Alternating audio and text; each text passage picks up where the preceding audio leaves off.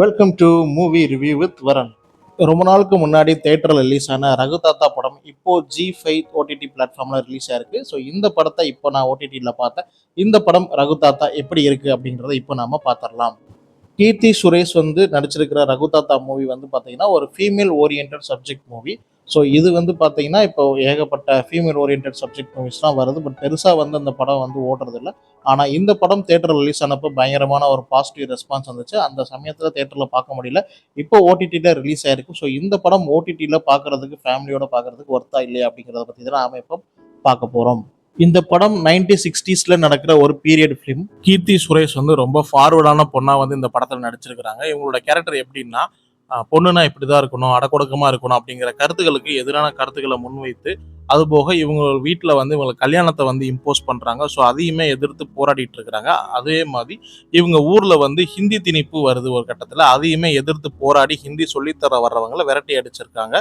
So இந்த மாதிரி நகர்ந்துகிட்டு இருக்கு இந்த கதை. கீர்த்தி சுரேஷ் பார்த்தீங்கன்னா ஒரு பேங்க்ல ஒர்க் பண்றாங்க. இவரோட தாத்தா பார்த்தீங்கன்னா MS பாஸ்கர். அவர் ஒரு கட்டத்தில் கேன்சர் வந்துருது.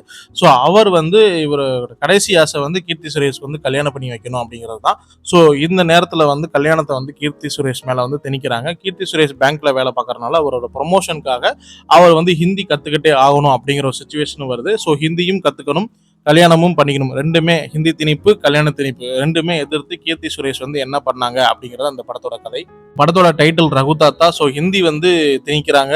இந்த ஹிந்தியை எப்படி கத்துக்க போறாங்க கீர்த்தி சுரேஷ் அப்படிதான் நம்ம நினைச்சோம். பட் இந்த படம் ஹிந்தி திணிப்பு மட்டும் இல்ல, ஒரு பெண்ணோட வாழ்க்கையில கல்யாண திணிப்பு எந்த அளவுக்கு இருக்குது அப்படிங்கிறத 1960ஸ்ல இருந்தே சொல்றாங்க. ஸோ இந்த படம் அந்த அளவுக்கு சுவாரஸ்யமா காமெடியாவும் எடுத்திருக்கிறாங்க. இந்த படம் காமெடியே நல்லா ஒர்க் அவுட் ஆயிருக்கு.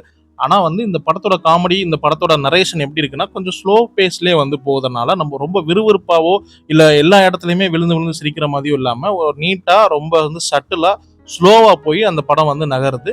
ஸோ இந்த படம் அந்தந்த இடத்துல காமெடி காட்சிகளும் ரொம்ப அற்புதமாக இருக்குது. கீர்த்தி சுரேஷ் ரொம்ப நாளுக்கு அப்புறம் அந்த படத்துல ரொம்ப குறும்புத்தனமா அவங்களோட எக்ஸ்பிரஷன்ஸ் ரொம்ப கியூட்டா இருக்கும். அது எல்லாமே ரொம்ப அழகா நடிச்சிருக்கிறாங்க. இந்த படத்துல நடிச்சிருக்கிற ரவீந்திர விஜய் அவரோட கேரக்டரைசேஷனுமே ரொம்ப அற்புதமா எழுதியிருக்கிறாங்க. அவரோட டிரான்சிஷன் பாட்டுமே ரொம்ப நல்லா ஒர்க் அவுட் ஆயிருக்கு. ஸோ இந்த படத்துல MS பாஸ்கர் அப்புறம் திவ்யதர்ஷினி இந்த மாதிரி நிறைய பேர் நடிச்சிருக்கிறாங்க. அது போக இந்த கீர்த்தி சுரேஷோட அண்ணனும் அண்ணியாக வர கேரக்டர் ரொம்ப கவனம் இருக்கிறாங்க. அவங்களோட காமெடி காட்சிகள் ரொம்பவே நல்லா இருக்குது. இந்த படம் 2 வகையான திணிப்புகளை பெண்கள் மேல வைக்கிறதுனால இந்த படம் பெண்களுக்கு ரொம்ப கனெக்ட் ஆகும். ஸோ ஒன்று ஹிந்தி திணிப்பு, அது எல்லாத்துக்கும் கனெக்ட் ஆகும். இன்னொன்று கல்யாண திணிப்பு, அது பெண்களுக்கு ரொம்பவே கனெக்ட் ஆகும். ஸோ வீட்டில் இருக்கிற எல்லா பெண்மணிகளுக்கும் இந்த படம் ரொம்பவே கனெக்ட் ஆகும். இந்த படத்தில் ஓடிடியில G5ல ரிலீஸ் ஆயிருக்கு. ஸோ வீட்டில் இருக்கிற பெண்களும் சரி, ஃபேமிலியாகவும் சரி இந்த படத்தை கண்டிப்பாக பார்க்கலாம். அந்த அளவுக்கு ஃபேமிலி ஒர்த் வாட்சபிள். ஏன்னா இந்த படத்தில் காமெடிகள் ரொம்ப நல்லாவே ஒர்க் அவுட் ஆயிருக்கு. இந்த படம் இப்போ ஓடிடியில் G5ல ரிலீஸ் ஆயிருக்கு. நீங்க மறக்காம இந்த படத்தை G5ல பாருங்க.